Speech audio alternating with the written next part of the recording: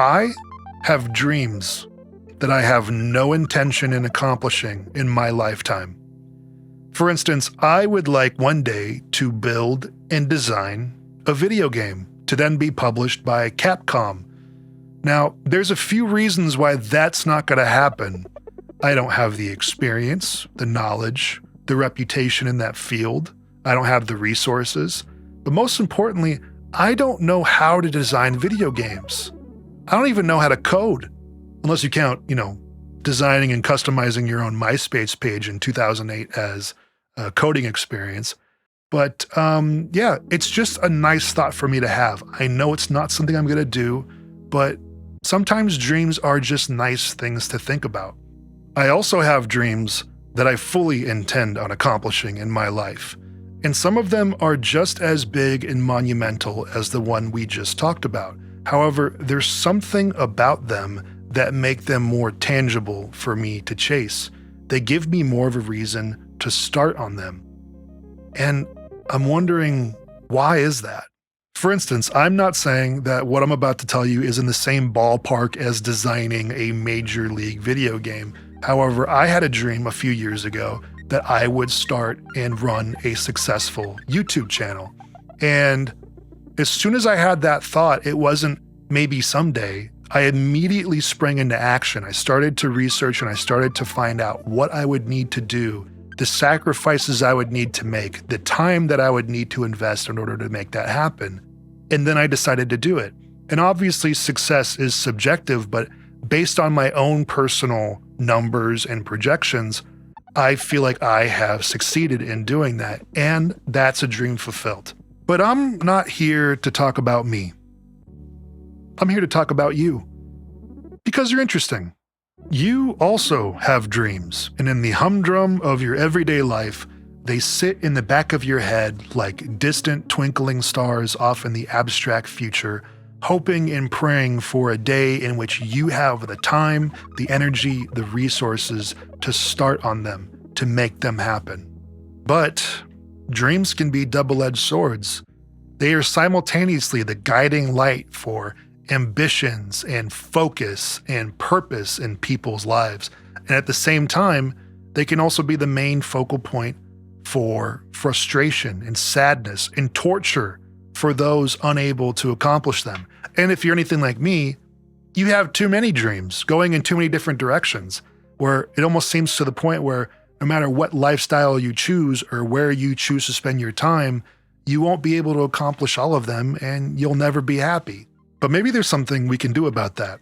I'm a dreamer. I'm always thinking of things that I want to do and I want to accomplish. And whenever I come up with a new one, I ask myself one simple question. And within a couple minutes, I'm able to determine whether or not this dream is something that I need to pursue in my life, or whether it's something that's just nice to think about. And that question is this dream worth more to you as a dream or as reality?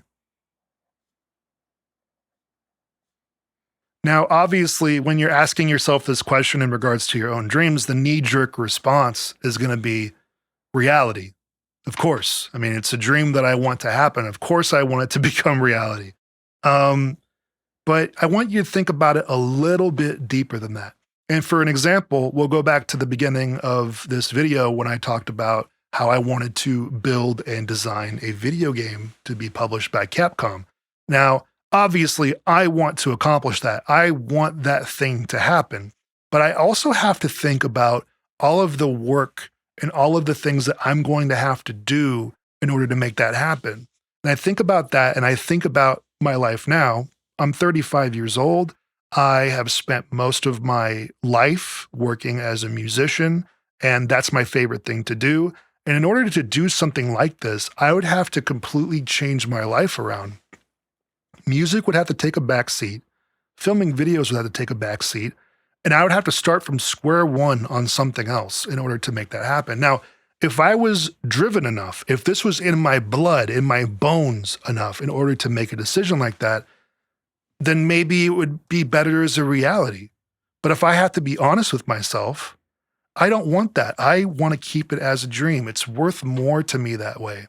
It would cost a lot for me in my life to try to accomplish something like that.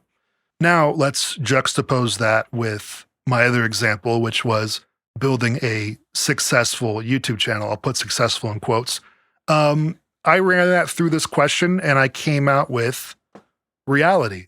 And I also thought about the work that I'd have to do and the things I'd have to put in and the time I'd have to give to it and all of the things I'd have to rearrange in my life in order to make it happen, the sacrifices, the drawbacks and the benefits of making that part of my life.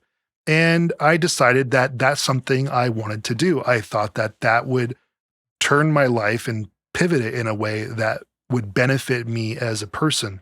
And so I decided to do it. So let's just say that you're on board and I convinced you, and you're going to take one of these dreams that you would like to accomplish. You're going to put it through this question. Is this dream worth more to me as a dream or as my reality? And let's just say you come to a conclusion. You want it to be a reality or you want it to remain a dream. What do you do now? Well, I'm going to make a very simple, and I'm telling you, very simple flow chart that explains this. All right. So let's just say you thought about the pros and cons and you decided that you want it to be a reality. You want to basically make it part of your life. There's really only one thing to do.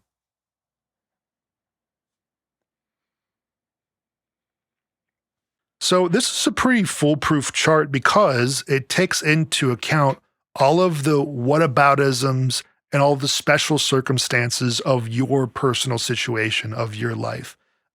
This is all based on your perception and your logic regarding that perception. So anything that is going on in your life that is holding you back or responsibilities that you have that are non-negotiables, you factor all of that in when you decide whether or not you want to tailor your life and your time and your energy around accomplishing this goal, this dream, right? So if you've thought about all that and you still want to make it part of your life, you know the sacrifices that are needed to be made, then just do it. If you've put it through this flow chart and you've received this as an answer, that should give you all of the information that you need in order to get started. When you are following a dream, it's already spoken for that you are in love with the idea of accomplishing the thing. But what is going to ensure that you put in the work and make the sacrifices needed to make it happen is whether or not you can fall in love with the day-to-day grind of accomplishing that thing, of doing that thing.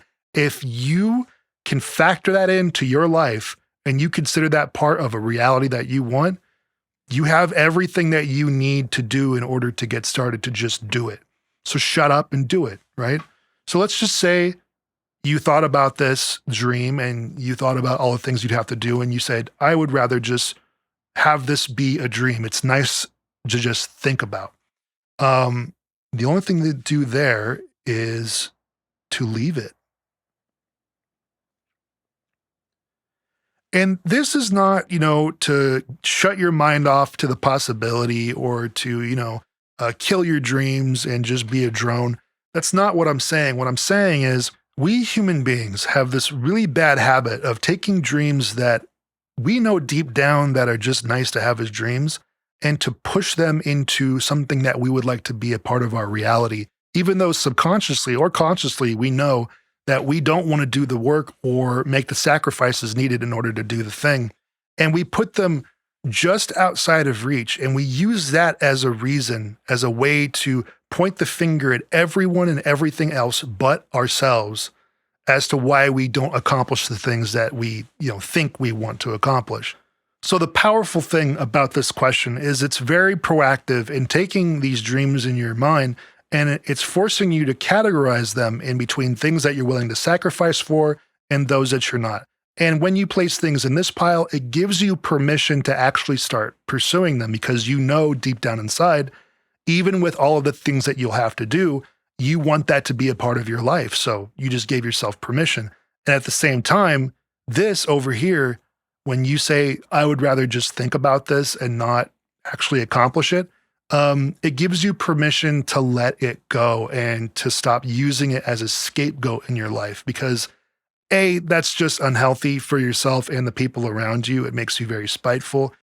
And it actually opens up a bunch of space over here, because I don't think we necessarily realize how much space emotionally and mentally that we make for all of these dreams that, secretly we rather just think of them in the abstract. We don't think about how much we would sacrifice or how much work we would do to actually accomplish them.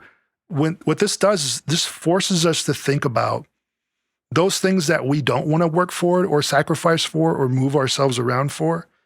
It gives us a little bit of closure regarding them, because what ends up happening is we have all these dreams that we don't actually want to accomplish, and yet we're getting spiteful and we're getting frustrated with the circumstances around us, the responsibilities that we have, the relationships that we've created to people around us that tie us down.